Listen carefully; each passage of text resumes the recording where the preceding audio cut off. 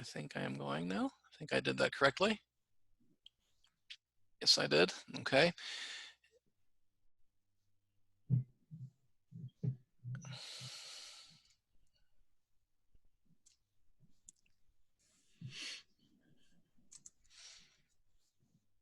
Okay. Now that I've entertained everybody with my messy screen, okay, just as far as a couple things, I know there's been kind of great efforts to for information, kind of the guidance that we're working with in different areas, and that our schools are working with to go out centrally. You probably all followed as when this thing first started. You know, we started to get information out in bits and pieces, and then um, I think kind of some of our state officials and our like our AA chiefs and even some of our Department of Education folks said, "Hold, be careful here. Let's make sure that individual entities aren't sending out different messages so that we have people in different AAs hearing different things." So um, you've you've probably seen well, you've seen kind of like the daily communications that come from Green Hills, and we're trying to send things out there in a way that everybody kind of hears the same thing, hopefully at the same time every day. Um, Also, just the as far as official guidance that we have out there and that schools do as well, on the DE webpage, I think you're all aware of. I mean, we're kind of pointing people to in the direction of, you know, if there's a specific question about what should we be doing, what should a school be doing or not doing, um, it's the COVID page on the DE here. So I mean, I think you guys have all seen this. I mean, there's guidance that kind of is added to almost every day in different areas, anywhere from school meal services, but you can to resources to the PK guidance. There's a whole section here that has some of these guidance pieces that have come out, just in a whole variety of areas. And I think you guys have been kind of seeing these bit by bit. You know, for example, there was one document that came out on the 26th, and it talked about the state's current viewpoint on what about our statewide assessments, what about our federally mandated assessments. We got some information on that you know, those are kind of suspended for now. There is a document here that has some general Q&A on the special education process. So just wanted, you know, you guys to just kind of remind everybody that these are here centrally. Also, and I probably many of you that work in special education joined the Zoom meeting on Friday, and where these parameter documents were put out. And I'm hoping that these made it to all the right people from David. I believe they did, but of course, let me know if you need this and you didn't get it. But documents that look like these that are not being put out on the DE webpage, but they're being distributed internally right now to the AEAs. And so these are really for special education staff working in the AAs, not really intended to be given to the masses, at least at this point. I know there's going to be some sharing even later today with the special education coordinators in districts, but there's a document for Part C and also for Part B, special education services. And you know, this was, many of you were in on this meeting on Friday, but basically just getting into all the, you know, what do we do about IEP meetings? What do we do about when we need a signature or a consent in special education process? So, and again, this was put together jointly by the state directors of special education. We had some subgroups kind of working on it. I'm on a state procedures group, and so we had people meeting by Zoom, kind of chiming in from the different AAs. But the intent was, you know, let's get the same message to everybody so that Green Hills doesn't end up hopefully doing things different from Heartland and so on. So this is out there, not on the DE webpage, but distributed to the AA, so that we're hopefully doing things in a similar way. I will tell you or remind you, and I think this has kind of probably come through um, strong from some of those communications you've been getting daily. Um, Couple things. This statement here where it says this information is fluid. Boy, that's probably an understatement, right? we things are changing on a daily basis, and the state, and we're kind of talking mostly in the special education world right at this very moment. The state is saying, um, we need to make sure we are interpreting um, the information correctly from the federal folks, and OSEP.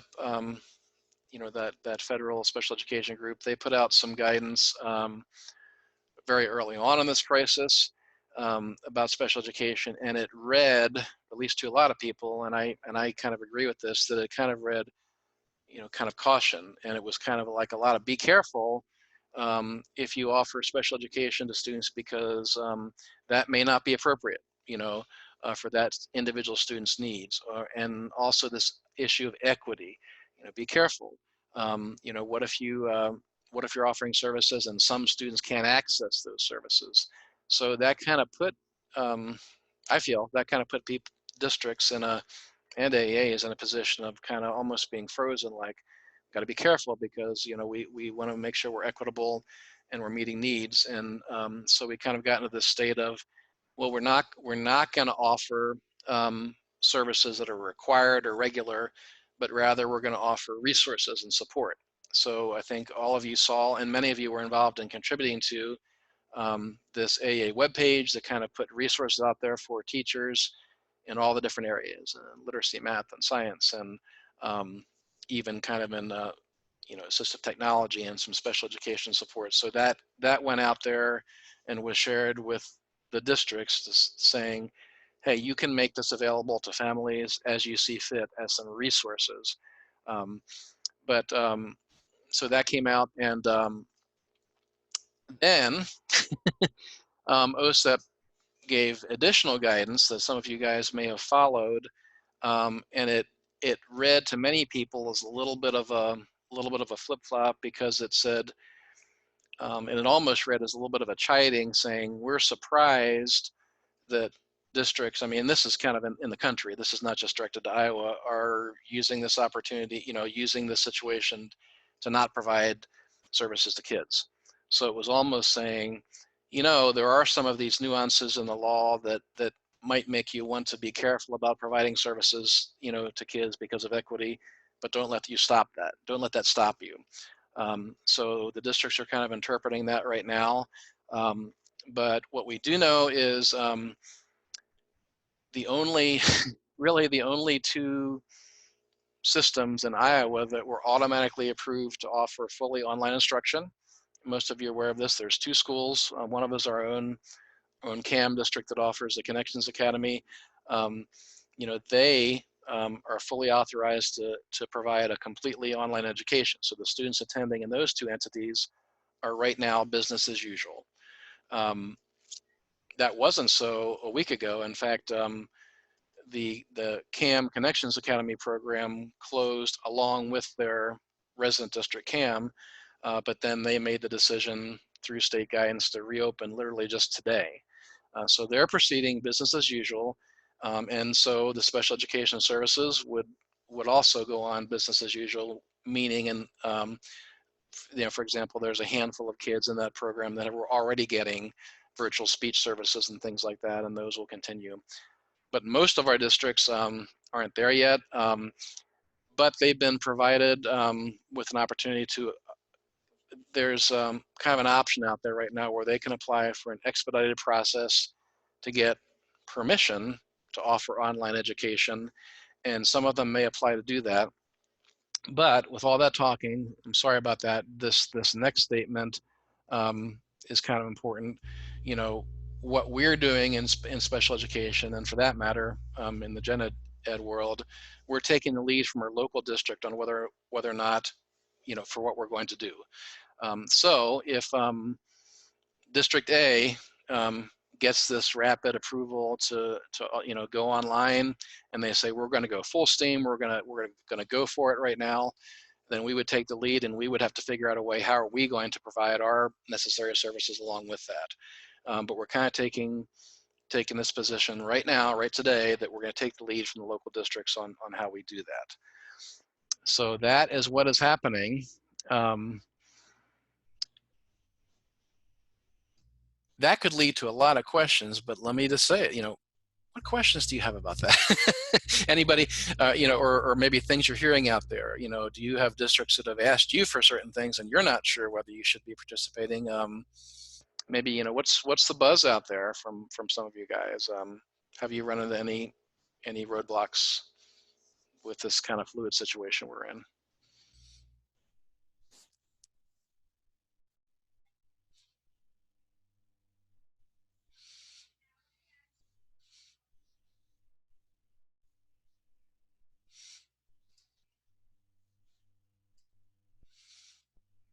The only situation I'm dealing with, and it's not really related to Part B, but I'm in the early access world. A lot of my families don't have the ability to meet virtually. They don't have a webcam, or they don't have the ability. And so a lot of my, well, at least my occasions that I've been able to do is on the phone. And I have discovered that I can't use those as my visits. So I'm kind of at a loss. Yeah, and so Part C, early access, kind of has their own procedures document, kind of like the one I've got up on screen right now. But yeah, early access, of course, is a little bit different. It kind of belongs to us as the AEA. We're kind of like the district to the families, providing those services. Yeah, I mean, it's sort of, I mean, in some ways it's similar to what we're doing in Part B. It's, like this document that I have up right now talks about, if we're going to have IEP meetings, annual reviews, or reevals, or even finishing up maybe initial evaluations that were in process when this all happened, we can do that if it makes sense in a virtual manner and if it's agreeable to the parents. So yeah. So Amber, yeah, absolutely. It's you're kind of in a situation, as we can continue on with some early access things right now, but we're limited, obviously, in the format, and we proceed as best we can, knowing that there's all these limitations. Hey, this is Denise. Amber, why don't you give me a call later, because I've been able to connect with some people just using phones and Zoom. So even though they don't have computer or email, Hold on, Denise. Hold on a second. I gotta retrieve help with kids. That's all right. I understand. So, yeah. Okay. Just call me later. Yeah. How about anybody else? I mean, as far as I'm just kind of curious out there, any, if you've had districts reach out to you and ask you questions, or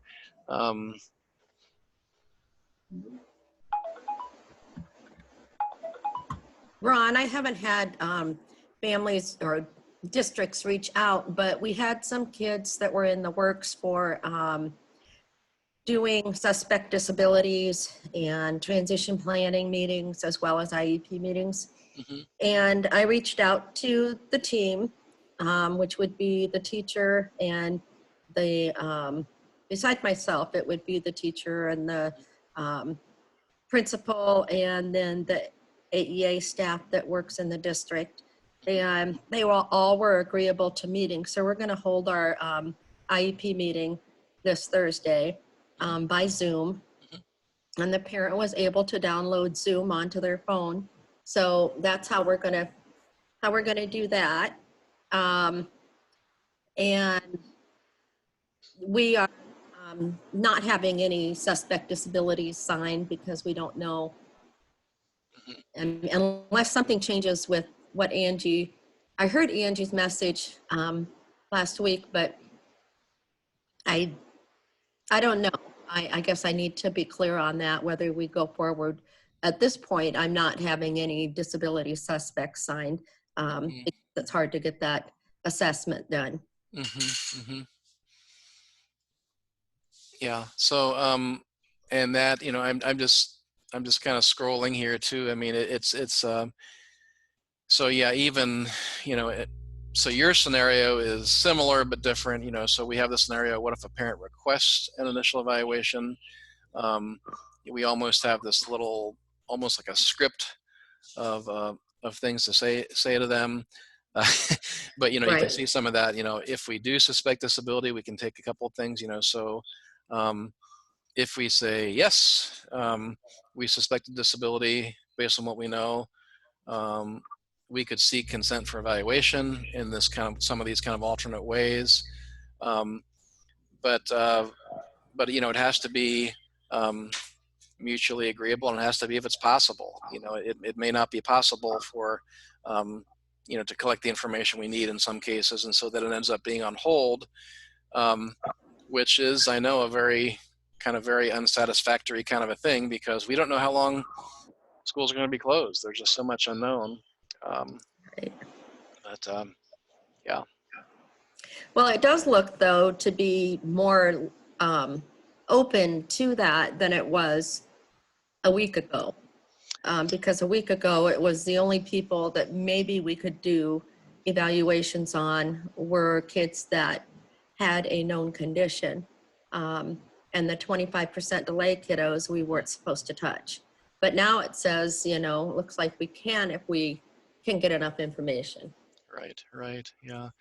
That's I think that's the key there. If you can get enough information, if it works, and and even like in the Part B world, we have reevaluations that are going to come due, and if maybe that reeval was going to be one where we would have used existing information anyway, review of records, interviews, things like that, and if so, then people can proceed with that. But if it's literally, we can't get the information we need, until we're face to face again, some things will be on hold. And yeah, it's the special education world sometimes is kind of unforgiving with our rules and things like that. People are there's actually rumors out there that there might even be families that are gonna call on due process or things like that, saying, hey, my child has not gotten the services they need, things like that. And that probably will happen, but yet we can only do what we can do. We don't want to encourage people to make poor decisions if you don't have the information you need. And so we're kind of proceeding in that way. So. And I guess, Ron, I have a question too. I've been using Zoom, and most parents are able to download that to their phone. Mm-hmm. And it's free. But I also have been doing FaceTime with families, as long as they're okay with it, because it seems to be a little easier for some of them to figure out. And then, but I will say, I connected with somebody this last week that was not in our AEA, and I'm going to try and remember.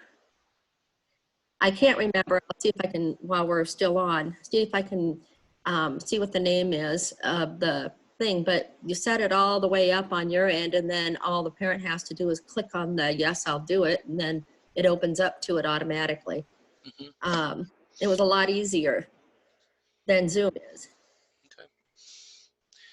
Yeah. I think we'll learn a lot about some of these things on the way. I will say that as a state system, and of course things can be done telephonically. They always, they could have been before the crisis. I mean, Right. parents can participate telephonically, but I will say that this, as a state system, we're looking at Zoom as preferable right now, because I mean, from the perspective of, let's make sure what we're doing is HIPAA and FERPA compliant. And to be totally honest with you, there was a little bit of a question about Zoom, but I think Derek is working on a way. I mean, I think there's a way that we can set our Zoom system in a way that that makes it more officially HIPAA compliant and FERPA compliant. So from that perspective, Cindy, that's I think the state system as a whole has thought that Zoom is preferable, but but we're gonna kind of muddle our way through this. Yeah, and but you're right. I mean, it is even if families were gonna, if you were gonna send them a Zoom link, and they kind of receive that on their phone, I believe when they try to get that, I think that has anybody experienced this? I think the phone almost kind of prompts them saying, "Hey, do you want to Yeah. download the Zoom app?" And then it's I think for most people it's worked pretty well. I mean, if they're a well-functioning smartphone family, it's probably gonna be workable. But we'll do the best we can. It's strange circumstances.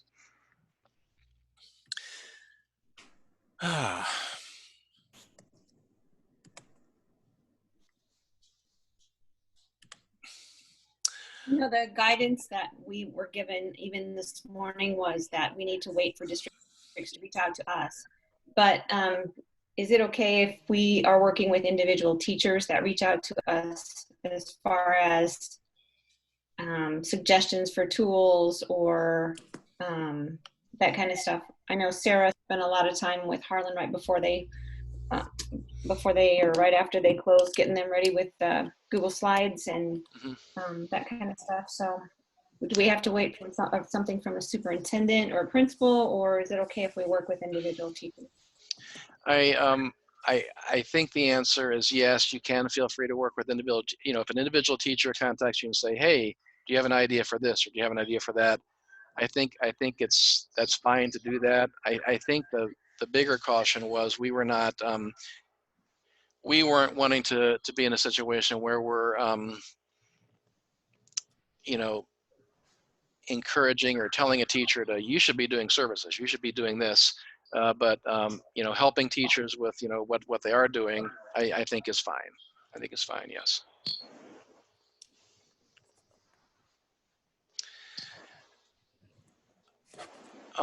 Speaking of today's communication that you would have gotten your email box just maybe an hour or so ago, a couple new things since we're together here. I was just going to point out this is new.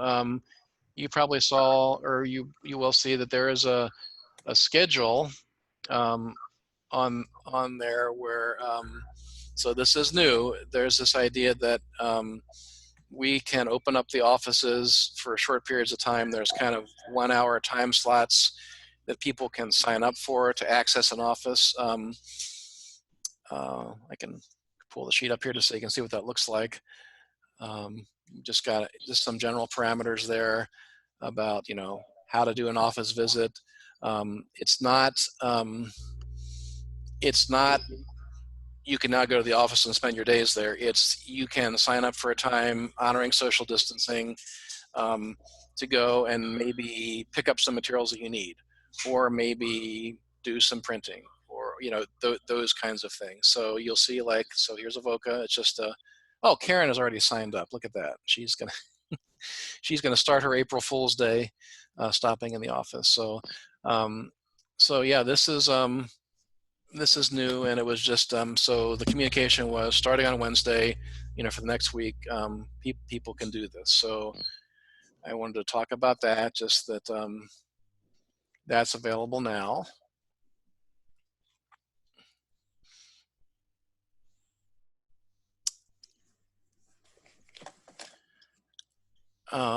There is a, and this was just in today's communication too. Ron, sorry. Yeah, yes, you bet. Is that be kind of a weekly thing then, maybe, that there'll be signups so we can, or is it just a one-time, one-shot thing? Yeah, the intention is that would be ongoing. I mean, Okay. Other than from the perspective of everything is so fluid. So the intention was put 1 week out at a time, not saying no more chances until June. Okay. If things stayed the same, we're assuming that it would be okay. We'd put another sign-up sheet out there for the following week, But if the governor said, hey, we're gonna shift to a more restrictive recommendation of sheltering in place, that kind of thing, Right. then that might change. But Okay. but right now, I guess we feel like you can see that schedule in there. There's the idea is no more than 3 people would be in the office. So even more restrictive than that rule of. Did the You did see, Ron, that there were 3 dates on there, 3 or 4 dates on there, right? Yes, the whole week actually. Yeah. Well, am I wrong? Let's see. So it just shows here. Yeah. So yeah, April 1st, 3rd, 6th, and 8th.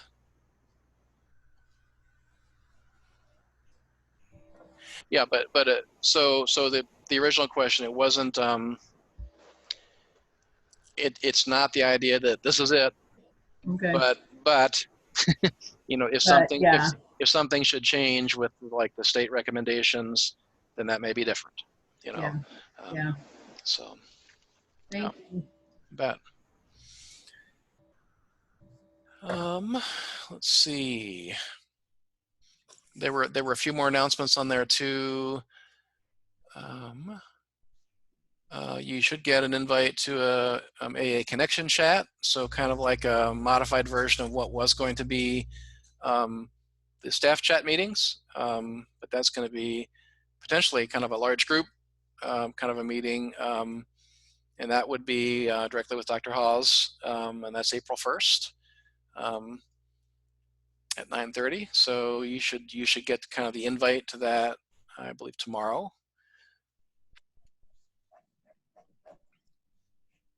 And there was this this notice that was posted, and this is something we needed to make sure that everybody, you know, saw this. It's kind of funny. This is something we're supposed to post, but yet nobody can go to a building to see a post. So here it is. Here it is virtually. This is you know, part of the Families First Coronavirus Response Act. So this federal, you know, this federal legislation that has happened. And of course, there's lots going on there, but this has to do with you know, the right to paid leave, you know, for someone during this crisis, you know, paid sick leave and things like that. I think the general position we have is, you know, right now, all, you know, all AA employees are, um, uh, you know, we're working at home, we're being paid. A lot of this doesn't necessarily impact or apply, you know, but this could be, you know, but God forbid if someone had somebody sick in their family during this crisis. I mean, this would potentially have some implications for sick leave. Although, you know, right now, you know, you all have access to your normal, you know, family sick leave as well. So, but this is just we wanted everybody, you know, we were required to make sure everybody was aware of, you know, this guidance that is out there for, you know, everybody in the whole country as far as, you know, the what ifs if something happens during this crisis time. So that was there.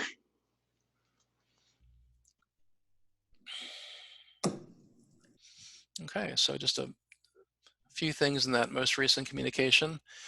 But on a less mundane note, with all my announcements here, just wondered if, you know, 'cause this is, you know, partly a meeting today, was just kind of maybe getting a chance for our office group to connect, even if it's virtual. But just wondering, is there anybody out there? I have my question up on the screen here. Just wouldn't want to share something. I think we all need inspiring positive things, you know, um, coming to us during a time like this where we're, you know, working remotely and you know, confined to home a lot. But just wondering, is there anybody out there? You know, we've all had different opportunities to do collaborative work. Some of you with, you know, your own AA colleagues, a few of you with teachers, a few of you in early access, for example, still with your families and kids. But does anybody want to just, you know, would anybody want to share just any type of work that you've had going on in these last couple of weeks that's been uplifting, that you would be willing to share? Anybody out there want to do that? And I'll do a long wait time pause here and see if anybody would like to do that. Ron, this is Cindy. Again, sorry, I feel like I'm talking a lot today. I have had some excellent home. They all say, oh yes, we'd rather have you in person, but they are going very well. Very well, I have to say. So I feel like, you know, I'm able to still make connections, and parents are still able to um, have some direction and be involved, and the kids be involved as well. Okay. And that's through Zoom meetings, mostly. Yeah, great. I want to give a shout out to Judy for helping me do a video that I'd been putting off for a while. And I really appreciate your help, Judy, with that. And I love the collaboration that has been happening with our team and throughout the AEA. Thank you all for being willing to jump out there and go on Zoom and all your kindness. Thanks, Lynn. I always enjoy working with you. We've also spent, our team, our digital learning team, spent a lot of time the last week with the school improvement team. And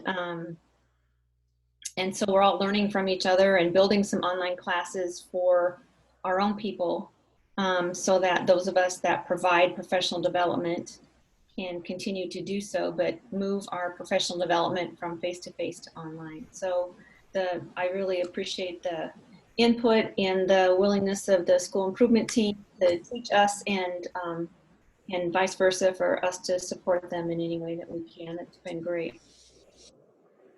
So I'll piggyback off Judy because that was actually what I was going to talk about as well. So I've been actually this morning trying to upload a video to Edpuzzle, and I'm kind of learning as I go, but it's kind of like learn by fire, right? Like we need to figure this out, and what a prime time to be able to do that. So Great.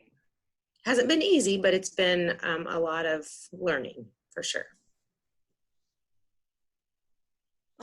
I actually got the opportunity to connect with some of my building staff in Exire Elkhorn. We did a staff parade, which was really neat to see the families excited to see teachers. It wasn't just the kids that were excited, like the families were excited too. And then I got to help put some lunches together for our lunch pickup, and just being able to connect with some of those teachers and them asking about ways that they can connect with certain students that they know I work with, and asking if I've been in contact with students and if I have contact information. So like there's really just this desire to connect with our kids, and just being able to be kind of that branch to our kids from our educators was kind of just a neat experience. So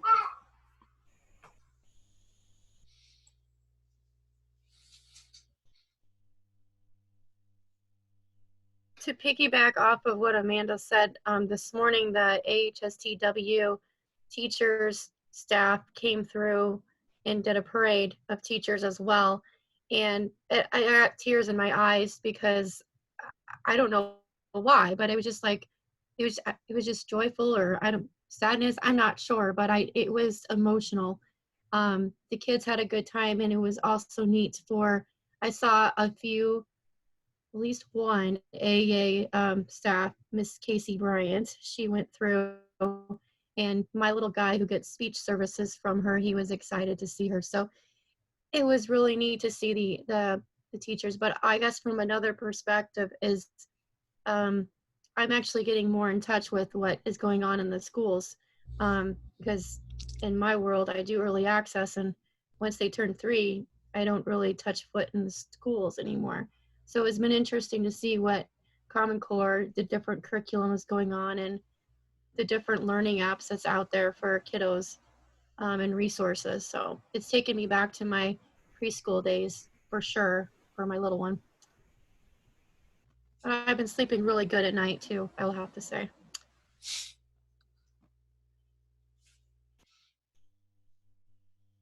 Thanks, Amber.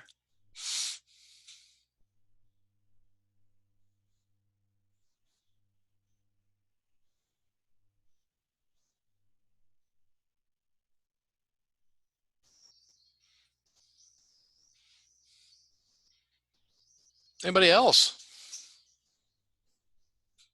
Things going on that you want to share? It might be inspiring to us.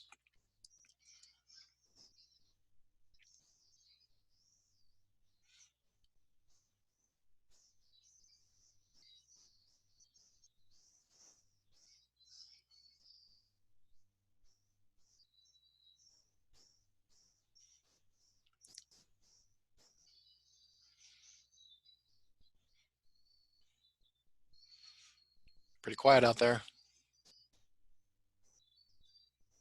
Did anybody else see in the news that, I can't remember what district it was now, I knew it yesterday.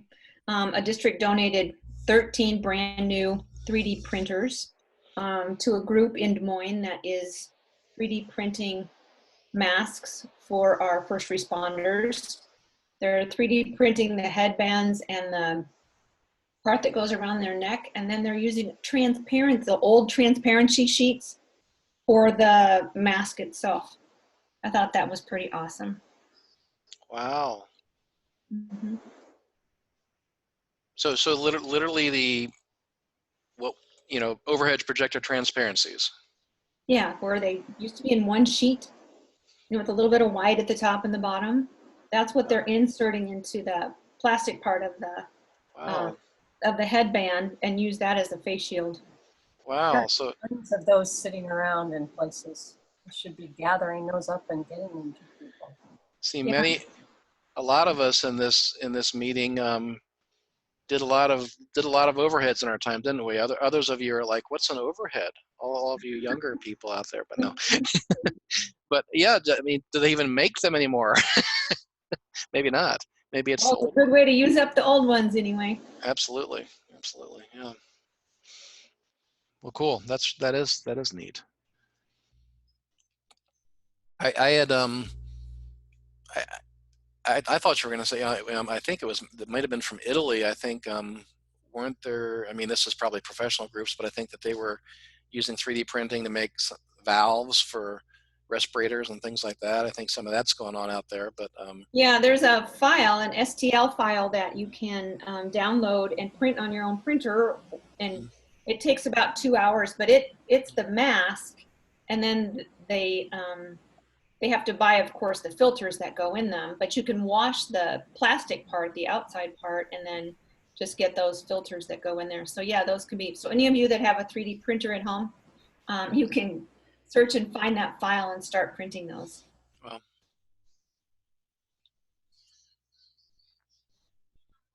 Very cool.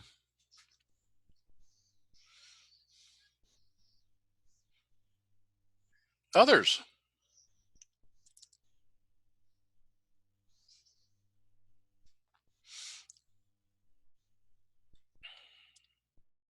I just wanted to share in just of like feel good things in the community and stuff that are in Harlan, the school district, but where my kiddos go to school and where we live. They have had just a wonderful participation in the free lunch program that's been going on, where you can either come to the school and get your lunch, or you are also able to have it delivered directly to your door.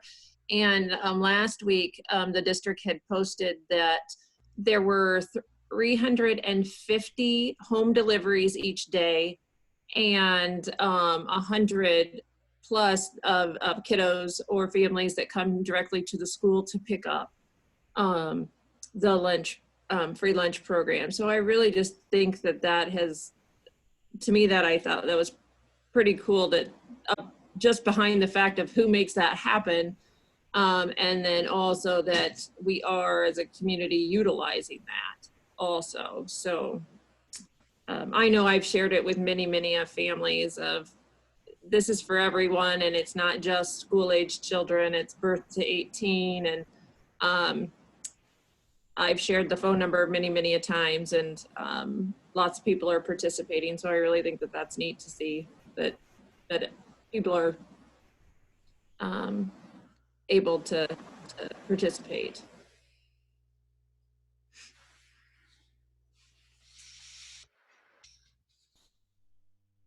That's great. Thanks, Ruth.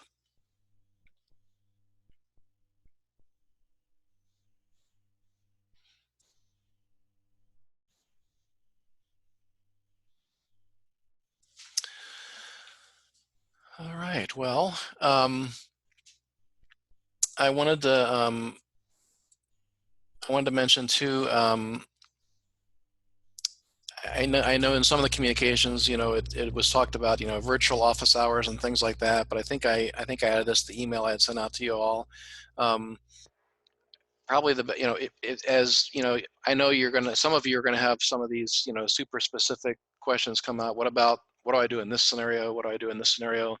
Um, please reach out, and get those questions to me or check in with me. I would say, like, if you'd like, if you would want to, you know, uh, for us to have a connection, I'm suggesting just kind of send me an email or a chat in the morning and say, hey, I'd like to connect, and then we can just find a time to get together. Maybe I think it'd be best to use Zoom or Hangout, just just to get faces on the screen and things like that. So so I'm just saying, instead of virtual office hours, just if there's a time where you are wanting to get a hold of me and for us to connect, just send me a note in the morning, and we'll find a time to set up a Zoom meeting. I think we're going to be Zoom experts when this is all, and maybe some of us already were, but we're going to be experts, and or maybe a little tired of it, but maybe both. So, all right. Well, any other thoughts or questions out there that anybody would want to bring out for the good of the group? So after April 1st, we should have a better idea of how long we'll be staying, I guess, away, or have a better idea of how long we'll be working from home. Yeah. Basically, so we are technically, our AA technically is every Friday. We kind of look at the situation. We said our offices are closed kind of week by week, and we'll reevaluate every Friday. I think that's still true, but we're also kind of under the umbrella of what Iowa is recommending. So so I frankly think we are waiting, for is our governor going to say something different that's going to impact what schools are doing, and then therefore what we're doing. So yeah. To me, that's going to mean, everybody knows that, at the federal level, there was this, just yesterday it was, okay, we think that these precautions should happen through the end of April. I'll be totally honest with you. I mean, I have a hard time seeing Iowa say we're going to do less. So I would be shocked. Just personally, I should be careful about making predictions if schools were back in session in April. But that's what I think. But I think we're gonna probably look to what the Iowa governor does as far as a lead, and I think we'll probably hear something more soon. Although although already Iowa schools were already kind of recommended to be shut down through April 12th date.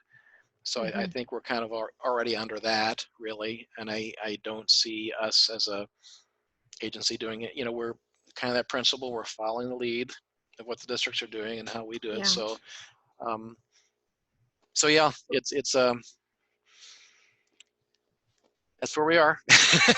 Okay. So technically, we're reevaluating it week by week, but we'll look to what Iowa as a whole is recommending, and go from there. So. Who would have thought, right? Craziest thing ever. Yeah. All right. Well, again, you see that sign up sheet as far as brief stops in the office. That's not supposed to happen until Wednesday, so you guys can certainly consider doing that. I want to say, gee, maybe some of you will see each other in the office, but the unfortunate part is, if you are, we're also telling you to not get too cozy. Say hi to each other across the room, and do it that way. But it is very good to see some faces here, even through the computer, and I appreciate you all coming today and joining in, and we'll we'll stay in touch in various form. So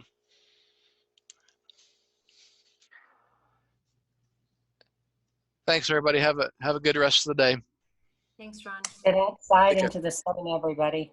Yes. Oh, absolutely. I think several of you had the right idea already, getting out there in that sun. So yeah, get some air. And just want to say happy birthday to Casey. Hey, happy birthday, Casey. Thank you. Happy birthday. It kind of puts limits on the celebrating, doesn't it? This whole situation. Gee. Just a little bit. But enjoy the day. So, Thank you. right. Thanks. Happy Bye, birthday, everyone. Casey. Bye, everybody. Bye. Thank you. Bye. Take care.